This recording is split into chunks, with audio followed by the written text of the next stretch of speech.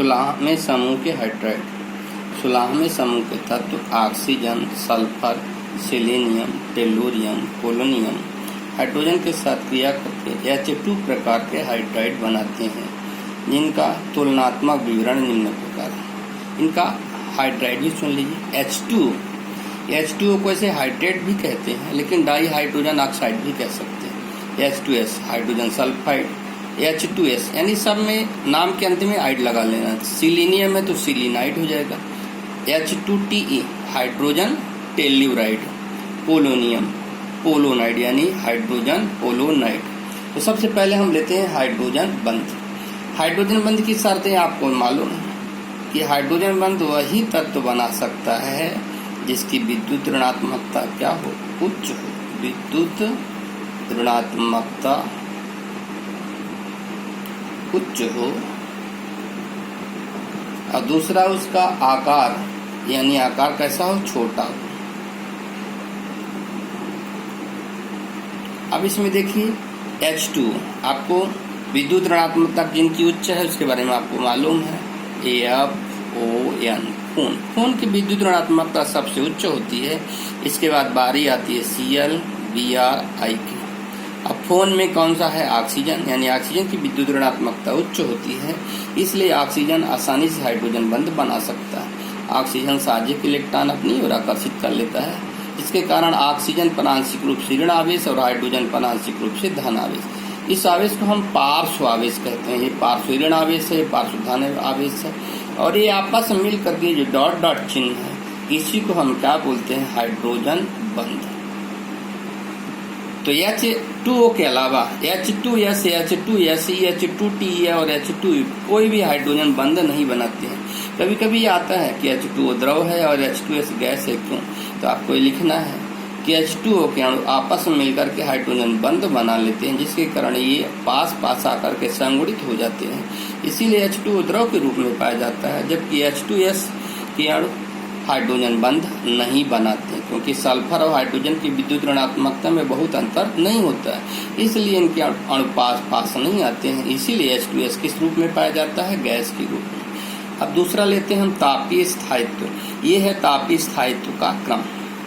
अब देखिए क्रम क्या कहता है कि H2O से H2PO की ओर जाने पर तापीय स्थायित्व क्या होता है, घटता जाता है।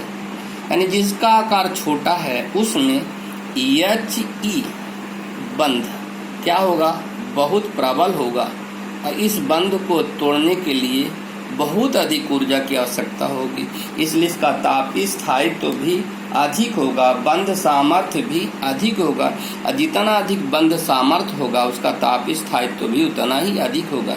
जैसे जैसे हम पोलोनियम की ओर जाते हैं तो आकार बढ़ता जाता है, बंध दूरी भी बढ़ती जाती है, जिसके कारण बंध सामर्थ्य घटता जाता है, इसलिए तापीय स्थायित्व भी घटता जाता है। अब है इसके बाद अपचायक प्रवृत्ति। अपचायक प्रवृत्ति H2O में अपचायक का गुण नहीं पाया जाता है, तो H2O से H2PO की ओर जाने पर अपचायक गुण बढ़ता जाता है। अपचायक गुण सदैव तापीय स्थायित्व का व्युत्क्रमानुपाती होता है, यानी जैसे जैसे आकार बढ़ता जाता है हाइड्रोजन प्रोटॉन त्यागने की क्षमता बढ़ती जाती है, इसलिए अपचायक गुण भी बढ़ता जाता है। अब बारी है क्वथनांक एवं गलनांक की। जैसा क्वथनांक होता है वैसे गलनांक होता है। तो H2O से हम जब H2PO की ओर जाते हैं तो यहाँ पर क्या होता है, अणु भार समानुपाती होता है वैन डर वाल आकर्षण बल के। वैन डर वाल आकर्षण बल के जैसे जैसे अणु भार बढ़ता जाता है, वैन डर वाल आकर्षण बल बढ़ता जाता है, जिसके अणु इनके पास पास आते जाते हैं, इसलिए क्वथनांक भी बढ़ता जाता है। लेकिन H2O का क्वथनांक सबसे अधिक होता है, क्योंकि इनके बीच वैन डर वाल नहीं, H2O के अणुओं के बीच हाइड्रोजन बंध पाए जाते हैं। हाइड्रोजन बंध बनाने के कारण इनके अणु पास पास आ जाते हैं, इसलिए इसका क्वथनांक सबसे अधिक होता है। इसी प्रकार गलनांक भी इसी क्रम में होता है। अब है बंध कोण। बंध कोण की स्थिति वही है, इसमें भी sp3 संकरण ही पाया जाता है। कैसे? ये दो लोन पेयर है, दो बॉन्ड पेयर, और संकरण बराबर होता है बॉन्ड पेयर धन लोन पेयर।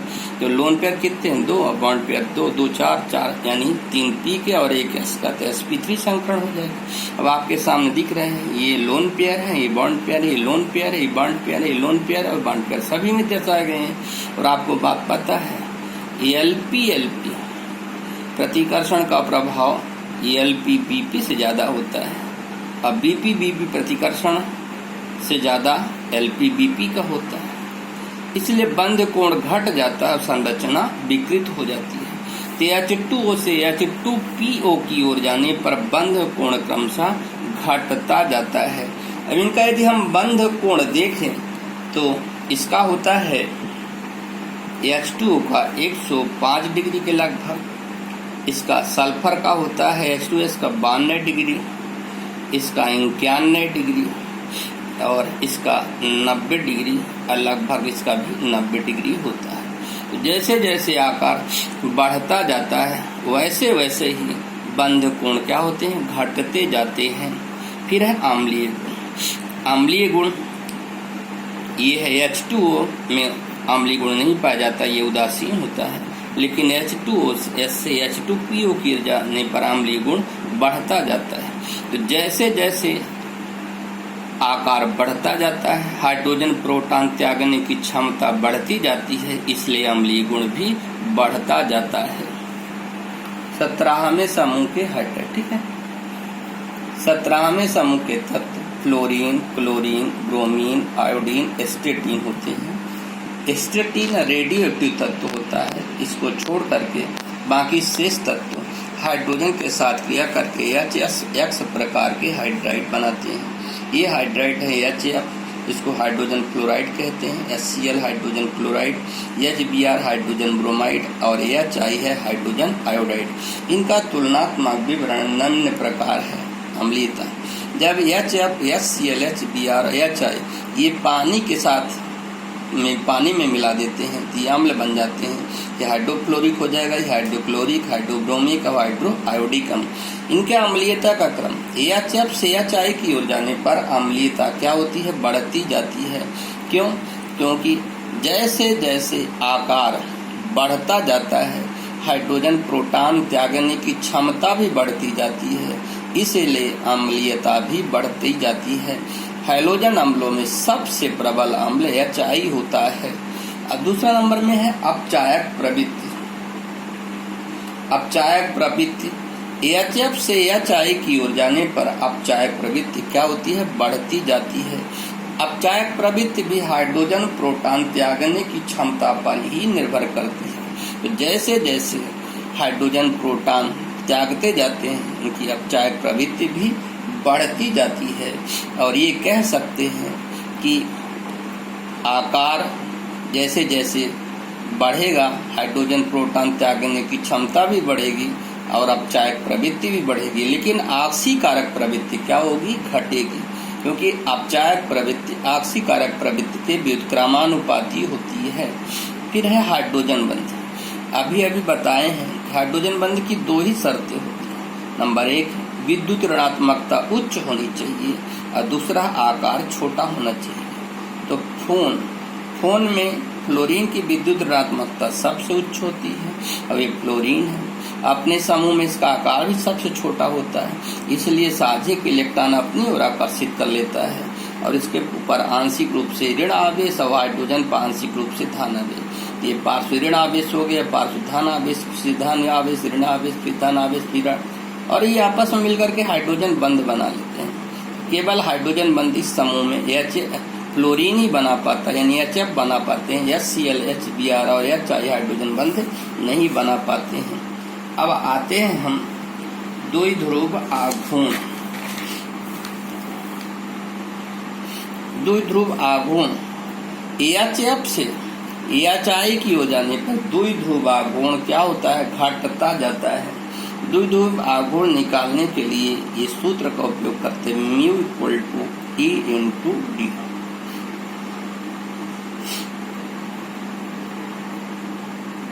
जैसे जैसे आकार में वृद्धि होती जाती है तो विद्युत ऋणात्मकता में कमी होती जाती है, इसलिए आवेश भी कमी होती जाती है, यानी आवेश घटता जाता है।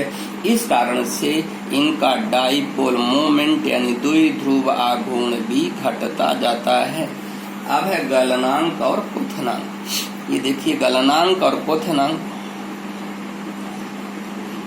HF का क्वथनांक सबसे ज्यादा होता है, HCl HBr HI से भी ज्यादा है। तो HCl HBr HI में क्या लगता है, अणु भार वांडर वाल आकर्षण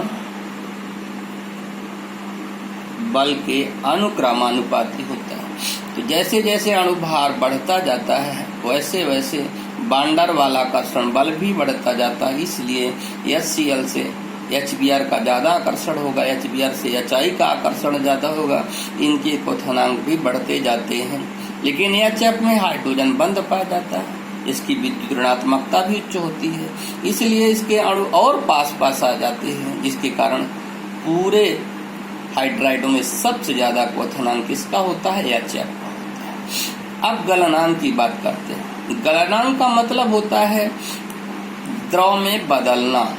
तो द्रव में बदलने का क्रम HCl से ज्यादा HBr में, HBr से ज्यादा HF में और HF से ज्यादा HI में। क्योंकि HI का आकार सबसे बड़ा होता है, इसलिए सबसे जल्दी गलनांक यही गलनांक में बदलता है।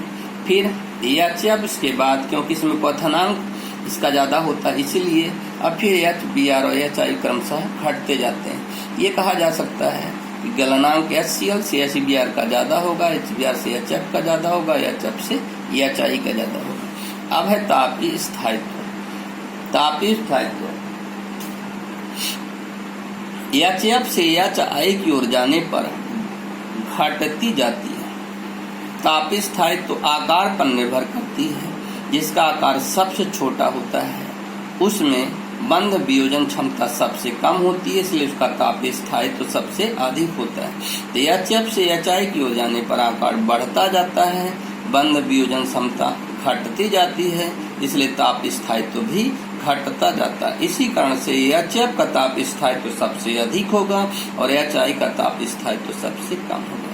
बच्चों, हम आप लोगों को फास्फोरस के ऑक्सी अम्ल सभी बता दिए, सल्फर के ऑक्सी अम्ल बता दिए, 15वें समूह के हाइड्राइड बता दिए, 16वें समूह के हाइड्राइड बता दिए, 17वें समूह के हाइड्राइड बता दिए, और कल से P ब्लॉक का वो बेसिक चीजें चालू होंगी। इसलिए अब आगे दिन वाला वीडियो जरूर देखिए।